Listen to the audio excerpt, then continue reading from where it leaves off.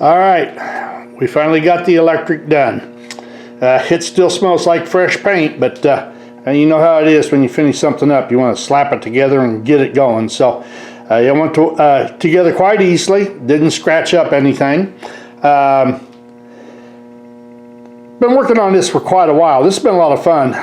But quickly, I'll show you what it all came from. Originally, this was a 117 caboose. Well, there's a 117 carcass right there. And then I took an O-gauge motor, just like this one, and I converted it to standard gauge, just like I did this one. In fact, this is the second one I've done. And went ahead and built a body around that a superstructure around the motor. And a tip to the hat to Lionel, as you'll see, that is bolted on the side. Lionel did that with a lot of their earlier stuff. I believe the 33s were that way. In fact, I don't know, I may have some junk down here that's done the same way. I'm not sure. Yeah, the 38, as you can see. It's mounted with screws on the side. They're stainless steel, so I just cleaned them up and made them shine.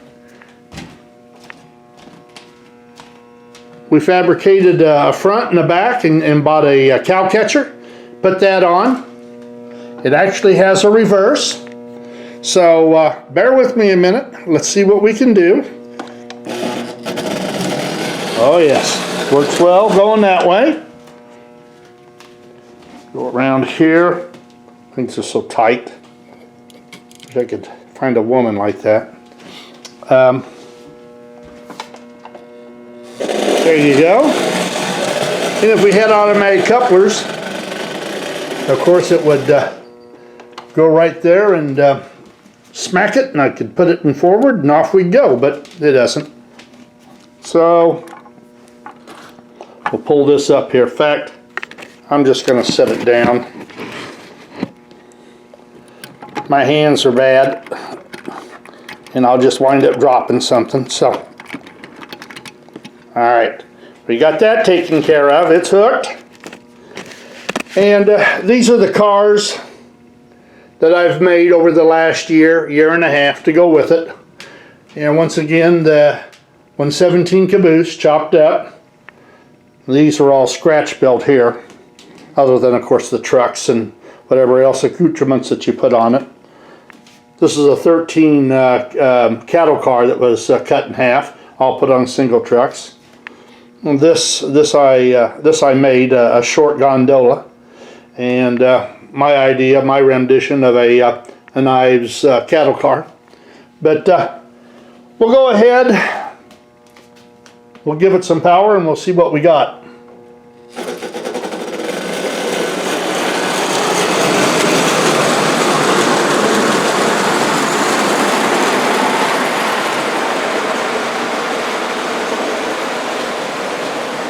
It runs well.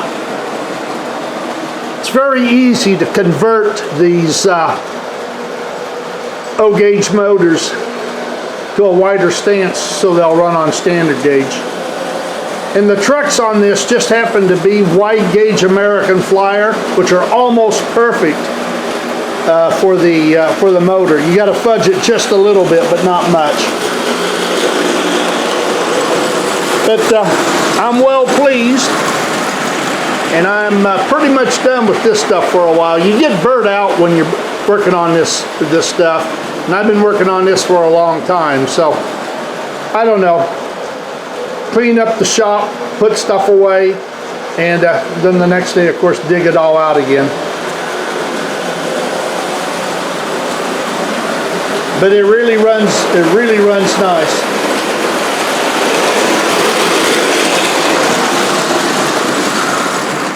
I'll tell you something else, if you've got it, if you can afford it. I don't buy really expensive stuff, but there are some things when you're fabricating like this that you just absolutely have to have, unless you got somebody to loan you your shop, and then you got to run in and out of the place. But I got a shear, bought it from Grizzly. We modified it. We put an extruded aluminum deck on it, much better, and a stainless steel ruler, so you can, this is at the blade touch is 0, you can measure back. Then I got a cheap drill press. I might buy a better one than that. It does the job, but it's anything but accurate, you know what I mean. And then I've got a brake press. This is how I bend the frames. You can do all kinds of sheet metal work with this thing. Get it in there, bend it, you can make all kinds of angles. And then I have a slip roller there. That's how I rolled rolled the roof on the engine and the other caboose. There was one down there on the floor that I was experimenting with. And then of course then you got all this crap. And the wheel press, the rivet press, that's another good thing to have. I also have a Black Beauty soldering unit, resistance solder, buddy. That will melt metal if you put it on too thin of stuff. But that's what we're up to. Well, I'm sure I'll build some more stuff to add to the confusion up here. It's actually, I almost enjoy building this stuff better than I do collecting it. I mean, to think that I could actually do this now at 71 and actually do a pretty damn good job. I modeled years ago, and because of a wife and a kid, and I was a truck driver, you were always gone. So when I got back home, I wasn't always in the mood to model, and I wish I would have stayed with it. I really enjoy it, and I actually think I could have done quite well at it had I stayed busy with it. But that's it for now. I'm sure we'll find something else to build. Stay tuned.